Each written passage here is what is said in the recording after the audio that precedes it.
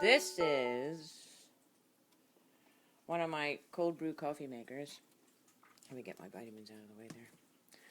And what I did was, it's very hard to see. Let me see if I can get some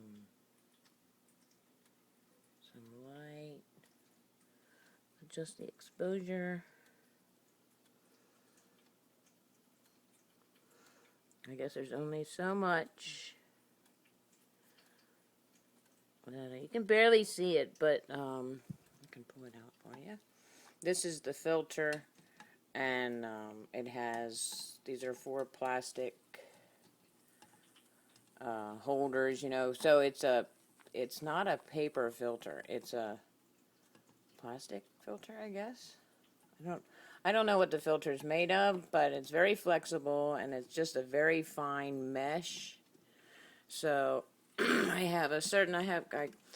this is what I use to, it's not cranberry juice. It only looks like it's cranberry juice. This is what I use for measuring my water. And I actually have, let me see it, two measuring notches there, and one notch is for this cold brew coffee maker, and that has that, and 2 filters that go into that pot, and then I have a cork and then a lid, and I just fill that whole coffee maker with no, I don't fill it. I mean, I put 1.5 cups measured into that plastic one there, and I let it sit for 12 hours, and then I have to let it drain into a container. And it comes with, that's the Ronco cold brew coffee maker, or coffee system, or whatever it's called. And I love it. I only paid like $6 for it. It's awesome. It's still working, and I think I got it at Big Lots or Ollie's or something. So this one I bought from Amazon. I forget what it's called. I should pay more attention to these things.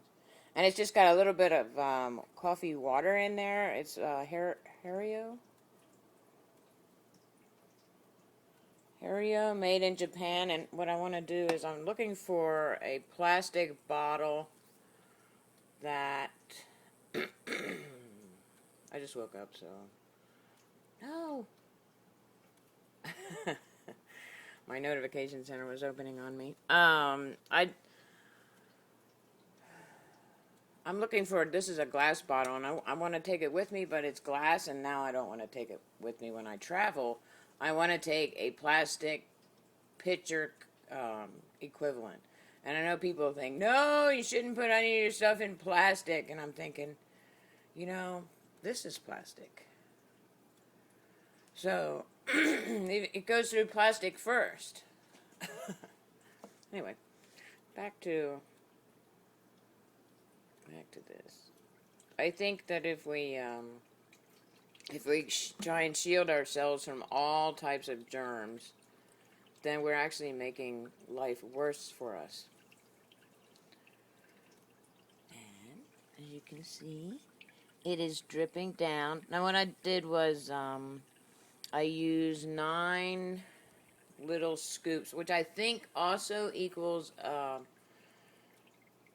1.5 cups measurement. So it drips down. And then I put a little more. I just do a little bit at a time. Now with this one, it takes a little bit longer to, see if I'm going to make it lighter. Make the lighting lighter. It takes a little bit longer to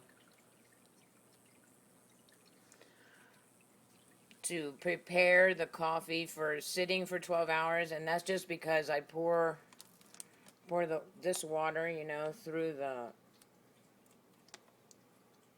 filter, just a little bit at a time. You can't pour the whole pitcher of water, the whole thing, measured part of water. I don't even know how much water that is. I just know that trial and error is like the top notch. Let's see if I can get down here. The top notch here is for the Ronco coffee system, and then this one is for the Hario, or however it's pronounced. The Japanese cold brew coffee system, and it's really good. I mean, it brews the coffee, and as you can imagine, the water level rises, and it comes up here all the way up to here, I think. And I put this lid on it, then over it, and I sit it back here on this non-slip thing. I put stuff in front of it in case the cats happen to walk by and knock it over. Like a mystery. How did that happen? You know, and they're very curious. Cats are curious. So naturally, you know, hey, what's this? And all it takes is one little paw to bring it on crashing down. And that would be another reason why I want to get a plastic pitcher for this, or carafe, because of cats. Little paws. Okay.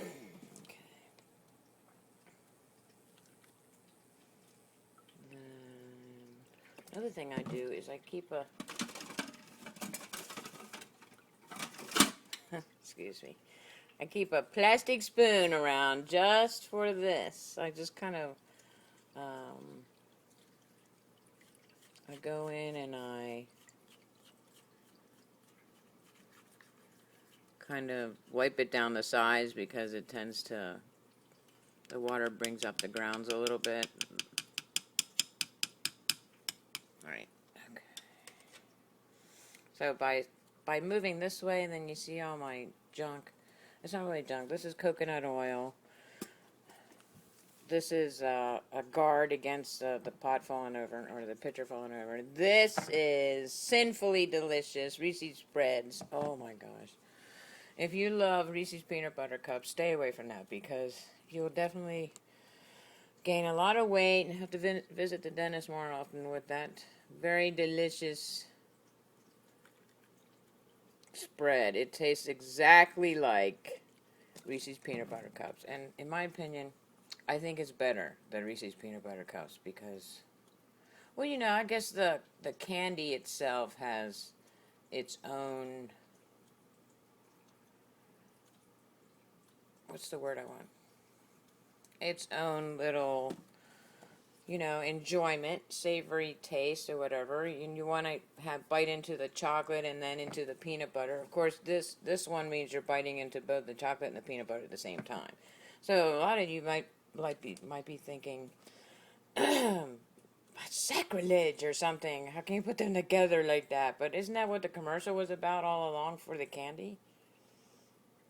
Chocolate into peanut butter into chocolate. I think it was. You got peanut butter on my chocolate, you got chocolate on my peanut butter. So there you go. The end result. Mix it all together for a peanut butter chocolate spread. Or chocolate peanut butter, depending on your preference.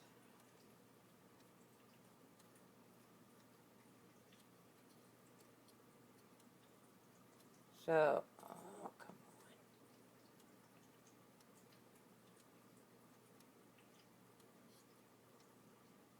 on. Okay, I'm trying different exposures here. It's not working. Oh, that's much darker. So, maybe that is good.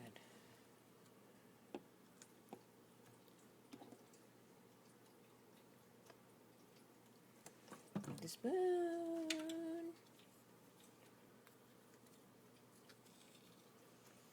So, anyway, I cold brew my coffee because it takes out a considerable amount, which means I don't know the exact percentage, but it's higher than 5 or 10 or 20. I think it's either 40 or 60% of the acid is removed when cold brewing, and those are two big jumps in numbers. So that's why I'm going to say it takes out a considerable amount of the acid that coffee contains, and my body doesn't respond well to tomato-based foods or drinks that contain acid. A modicum, as my mother used to say, everything in moderation.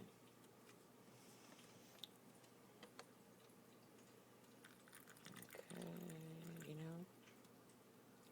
I'm thinking I didn't put enough water in. So, I might have to add more water. Hey, that's better.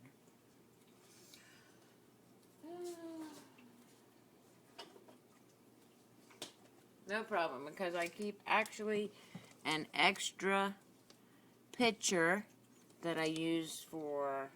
That's so weird that wasn't measured. I know I measured that right. That's weird. Makes me wonder if I took out... Did I take water out of it? It was measured right up to that first notch. So it's weird that it's not. I have two lids.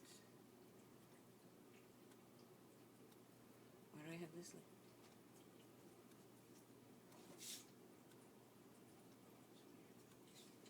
So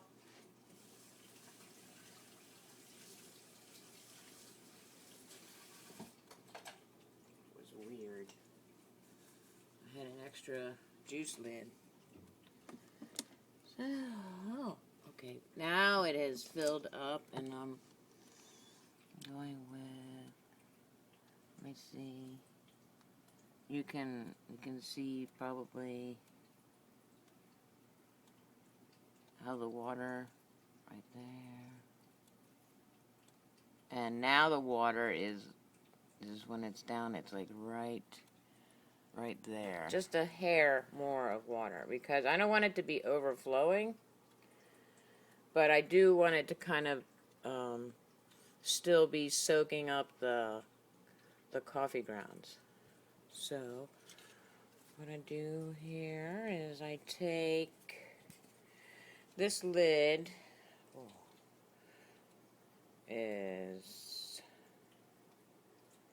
It has the slotted part there, I guess, so you can take the filter out, take the filter out, empty the grounds, clean the filter, rinse it off or something, or clean it, and let it dry, and then put the lid back on. But I have coffee containers. I have the large cranberry juice containers that I clean out, and I pour my coffee into. Actually, every weekend I make the next week's worth of coffee every weekend. So I'm going to put this right there. And I do have another, I'm going to be, this is my soap making supplies, so I'm going to be making soap soon. That's nice and protected. So that's how I make the coffee. And then I just refill my bottles, and maybe I'll put in between the notches. I guess I'll see, and just be more careful. I just wanted you to see how that coffee maker works. And I think the next time, excuse me, the next time I do a video, I won't have to be clearing my throat the whole time, but I just took some honey. I think there's a cold going around, and my I'm trying not to get this cold. I know, I don't want it. And so honey is a very good expectorant. So I take a sip of honey, and then naturally I start clearing my throat. So why I decided to talk, I don't know. But on that note, I say sayonara. Bye.